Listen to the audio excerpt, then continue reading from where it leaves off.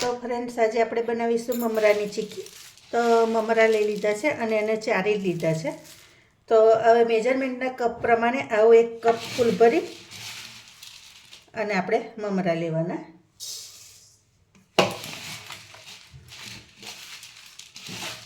કોઈ બી તમારી પાસે મેજરમેન્ટ કપ ના હોય ને તો તમે વાડકીનું કોઈ બી માપ લઈ શકો. એવી રીતે 2 અને આ ત્રીજો એડ કરીશ. આવી રીતે ફૂલ ભરવાના. તો 3 કપ કર્યા છે. હવે એને ધીમા ધીમા તાપે આપણે કડક કરવાના. કડક થાય ને તો ચીક્કી સરસ થાય. મમરા કડક હોય ને તો એટલે આપણે એને કડક કરવાના, શેકી લેવાના.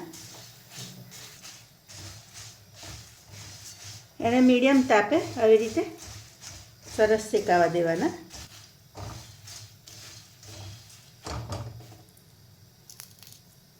તો જો હજી થોડાક કચસ લાગે છે એટલે હજી થોડુંક હજુ 2 મિનિટ જેવું શેકાવા દઈશું. હવે તો સરસ મમરા શેકાઈ ગયા છે. જો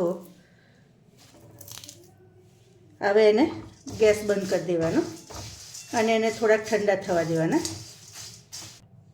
હવે એ જ કઢાઈમાં ગોળ લઈ લેવાનો. તો ગોળ ધારો કે મમરા 3 કપ લીધા હતા ને તો 1.5 કપ ગોળ લેવાનો.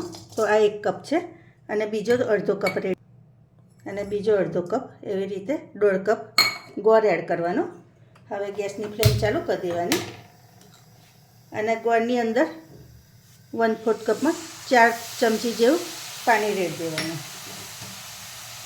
અને હવે એને ધીમા તાપે હલાયા કરવાનું. ગોળ ધીમા તાપે જ થવા દેજો, ફૂલ તાપે ના કરતા.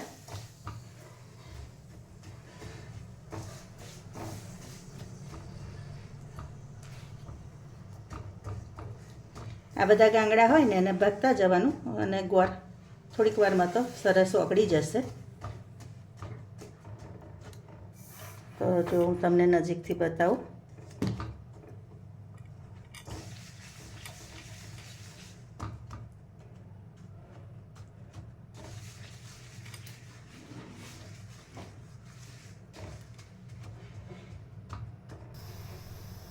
તો જો ગોળ બધો ઓગળી ગયો છે. હવે એની ચાસણી આપણે ધીમા ધીમા તાપે થવા દેવાની.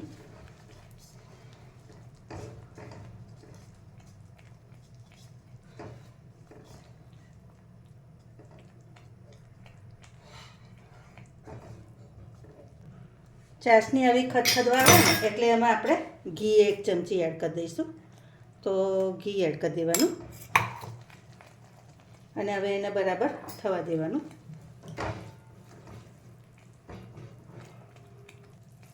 ચાસણી થઈ છે કે નહીં એ જોવા આવી રીતે કપમાં પાણી લઈ લેવાનું. જો મેં પહેલાં કર્યો હતો પણ કાચો હતો, હવે ફરી કરી જોઉં છું. હવે 2 મિનિટ એને રવા દેવાનું પાણીમાં અને પછી આપણે ફરી ચેક કરીએ ને. તો હવે ફરી ચેક કરી લઈએ. જો કાચો છે, પાયો થયો નહીં. જો આવો થાય છે ને, આવો ના થવો જોઈએ. એમ કડક કડક થઈ જાય ને તો સમજી જવાનું હજુ વાર છે. આમાં મેન પાયો જ છે. પાયો કાચો રહે ને તો પછી દાંતે ચોંટી જાય અને કમ્પ્લીટ થશે ને તો સરસ થશે. અને ગેસની ફ્લેમ એકદમ ધીમી જ રાખવાની, ધીમા તાપે જ એને થવા દેવાનું.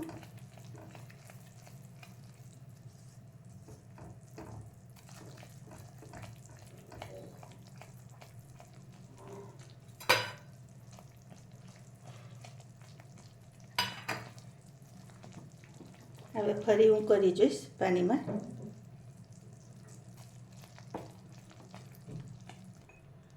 હવે આમાં હું આટલો સોડા એડ કરી દઈશ, ખાવાનો સોડા જે આવે ને તે, અને એને બરાબર હલાવી લઈશ.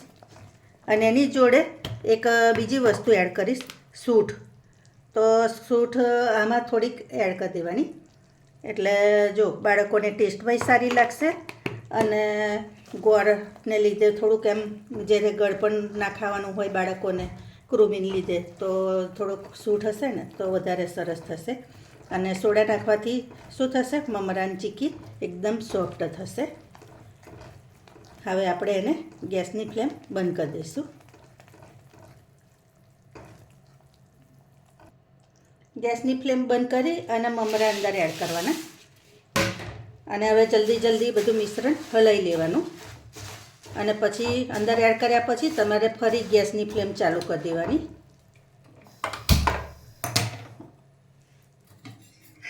હવે તમારે ઉતાવળ રાખવાની આ કરવામાં.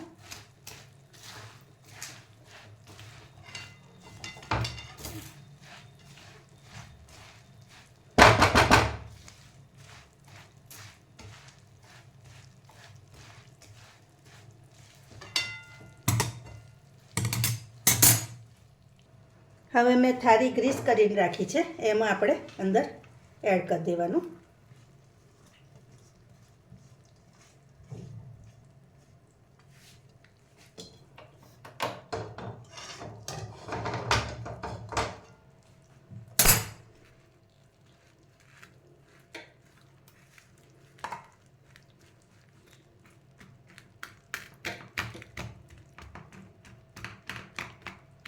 તમે આના ગોળા પણ વાળી શકો, બરાબર.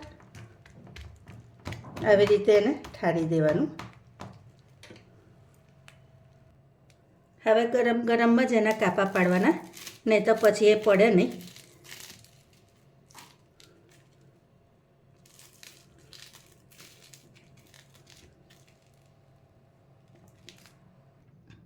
તો જો તૈયાર છે આપણી ચીક્કી.